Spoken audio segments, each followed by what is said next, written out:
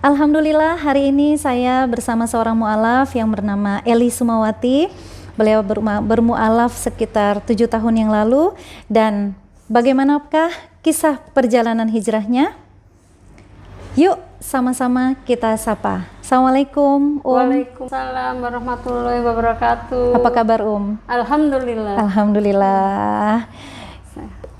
Saya penasaran nih, gimana sih awal mula mulai tertarik dengan Islam, dan pada akhirnya pasti itu bukan keputusan yang mudah ya, tapi pada akhirnya sampai di titik memantapkan hati untuk bersyahadat.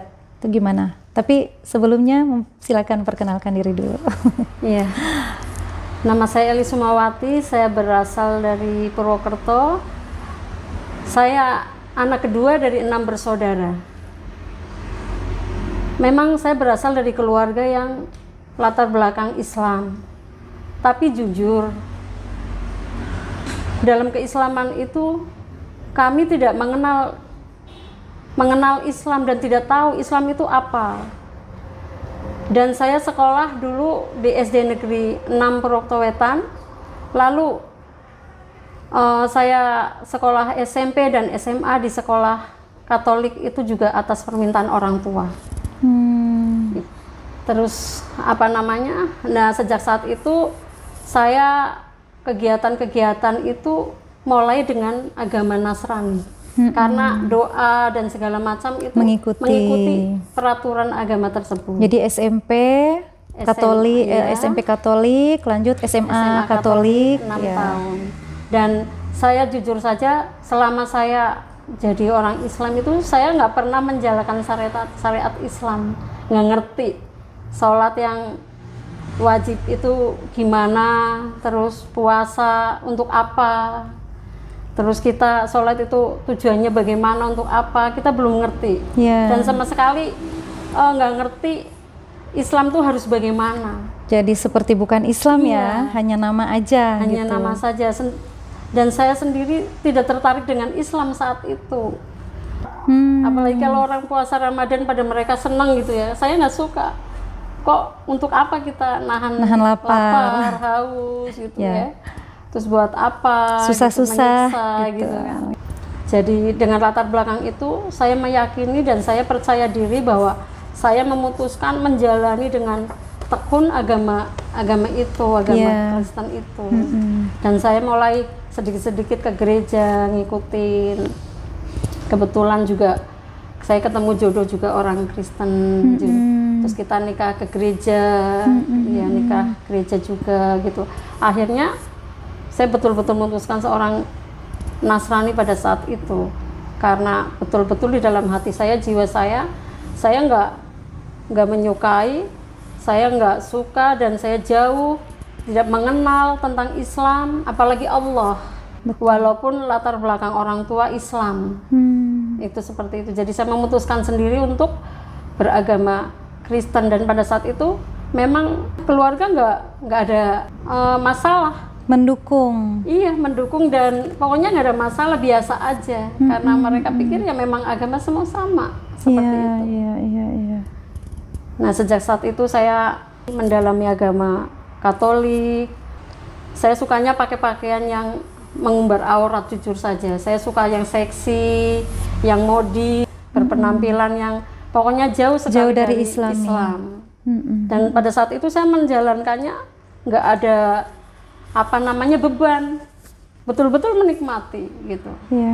Jadi nggak ada rasa bersalah bahwa saya memilih agama Katolik itu atas dasar kemauan sendiri, nggak ada rasa bersalah seperti itu. Dan saya jalani. Kebetulan saya menikah dengan orang Katolik juga, dan saya hijrah ke Ambon, ke Maluku Tenggara. Saya di sana menjalani kurang lebih 20 tahun, dan saya aktif di gereja. Lumayan lama ya? Lumayan lama. Saya 20 tahun itu saya betul-betul sudah nggak memikirkan Islam yang gimana, nggak, pokoknya udah nggak ngerti, murni, udah Katolik. Dan saya berusaha mendalami, walaupun ada kata orang sindiran bahwa masuk Katolik itu murtad. masuk Katolik itu nanti masuk neraka seperti itu. Tapi saya punya keyakinan enggak, nanti Tuhan Yesus tolong saya. Ketika itu seperti itu. Keyakinan saat itu. Ketika saya masih beragama Katolik, bahwa Allah itu maha baik, Yesus itu maha baik. Nanti saya mungkin di agama Islam saya masuk neraka, tapi di agama Katolik saya masuk surga kok. Saya ditolong sama Yesus. Saya ditolong sama Allah Bapa di surga. Itu pada saat itu saya berpikiran seperti itu. 20 tahun itu saya Katolik betul-betul menikmati. Saya aktif di gereja dan ada kegiatan-kegiatan di gereja ketika misa itu seperti kita hari Minggu datang ke gereja itu mengadakan ibadah. Kalau di Katolik namanya misa gitu ya. Iya. Itu hampir 2 minggu sekali itu saya maju ke mimbar untuk membaca kitab suci di situ. Saya sering baca doa umat juga.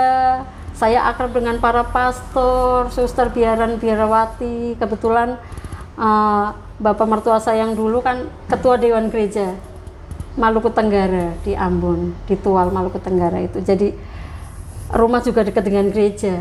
Jadi pada saat itu memang ya nggak ada beban sama sekali, pikirannya baik-baik aja gitu, nggak gelisah gitu, nggak, masih umuran masih berapa ya, 20, 25 gitu kan, masih 25 semangat ya. 25 menginjak sampai 30. Itu betul-betul itu sekali, semangat sekali menjalankan ibadah secara Katolik waktu itu. Berarti saat itu bahkan nggak terfikir sedikit pun untuk pindah ke Islam ya? Belum. Nggak ada sedikit pun bayangan. Nggak ada. Terus ada teman saya juga nanya sempat gini, loh kok Mbak Eli, itu kamu tahu kan orang Islam kalau kita di Katolik, di Kristen ini kan Yesus itu nggak didoakan, udah otomatis di surga dan menyelamatkan kita nanti. Nah, kenapa Nabi Muhammad itu didoakan, harus didoakan, bersolawat, bersolawat. Apa nggak ada jaminan dia ke surga gitu kan? Nah, pada saat itu karena saya nggak tahu. Obrolan sesama ini seperti itu ya. Itu seperti itu saya. Jadi betul-betul ya, itu masing-masing punya ini ya, punya keyakinan. Pada saat itu saya mendalami betul-betul Katolik dan tidak terpikir terlintas sedikit pun untuk pindah ke Islam, nggak ada. Apalagi dengan rumah tangga dan anak, dikarunia 2 orang anak yang sehat, laki-laki dan perempuan, lengkap ya. Jadi dengan mikir saya pindah agama nanti berantakan, saya harus kehilangan anak-anak dan lain sebagainya. Jadi saya nggak mikir tentang ke arah sana. Yang saya jalankan itulah keyakinan saya pada saat itu. Saya jadi penasaran nih Om, sebegitu yakinnya, sebegitu enjoynya menjalankan agama yang sebelum Islam, gimana ceritanya sampai mulai tertarik dengan Islam? Pada saat itu saya bercermin, ada uban 1 di rambut saya. Terus saya bicara sendiri, wah udah tua nih saya gitu. Terus kok kayaknya saya menjalanin hidup kok begini-begini aja ya gitu. Apa sih yang kita cari gitu kan? Nah, mulai pergumulan batin, tapi saya belum mengerti Islam, belum ada kepikiran, terfikir pun belum, cuma mulai ada rasa ketakutan menuju kematian. Bahwa dengan tumbuhnya uban itu saya berarti udah mau tua nih. Betul, gitu. bentar lagi tua nih gitu. Insya Allah. Terus saya di situ mulai berpikir tentang kematian. Saya berpikir tentang kematian itu saya sering bergumul di dalam hati saya sendiri ketika saya duduk, ketika saya sibuk, melamun gitu. Saya sering bicara sendiri, bicara sendiri dalam arti itu saya tuh hidup saya udah bermanfaat belum ya? Saya tuh mau ngapain ya? Kok gini-gini terus ya gitu? Karena jujur saja pada saat itu hidup saya betul-betul bebas gitu. Bebas bahkan saya tidak ngerti halal haram, saya tidak ngerti, tidak tahu apa, pokoknya begitu bebas gitu. Terus saya tumbuh uban itu, saya berpikir tentang kematian dan saya sering sekali terlintas tentang kematian, apalagi kalau ada berita orang meninggal. Itu saya sering kayak ketakutan, gelisah.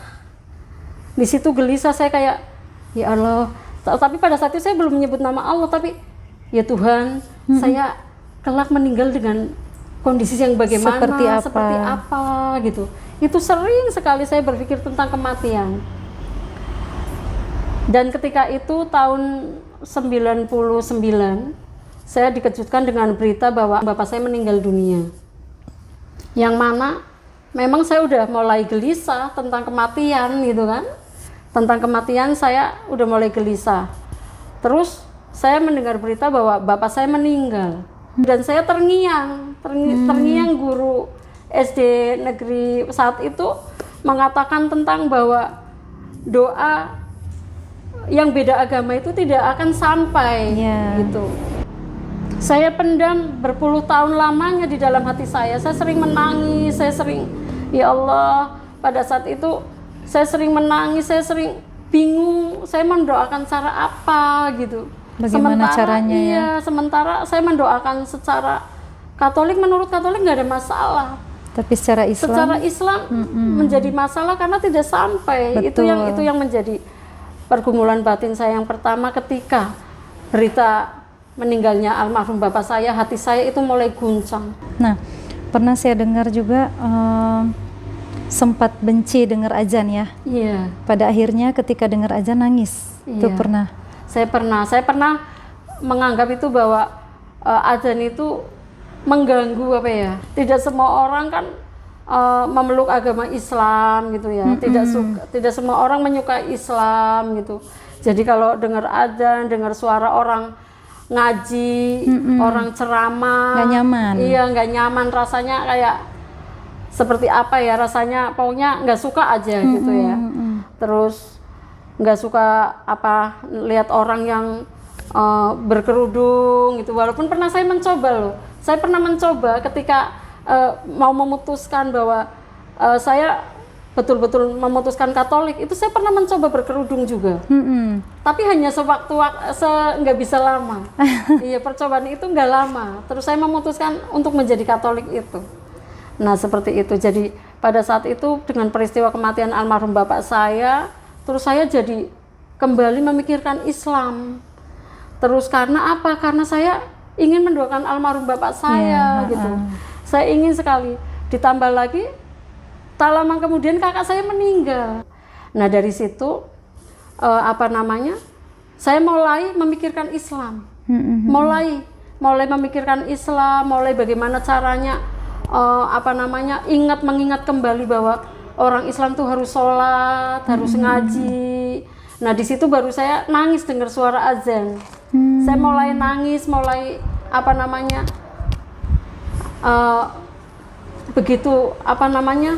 orang Islam itu ketika mendengar azan itu begitu menikmati dan ingin sembahyang gitu kan, ingin sholat. Nah, saat itu saya mulai berpikir itu.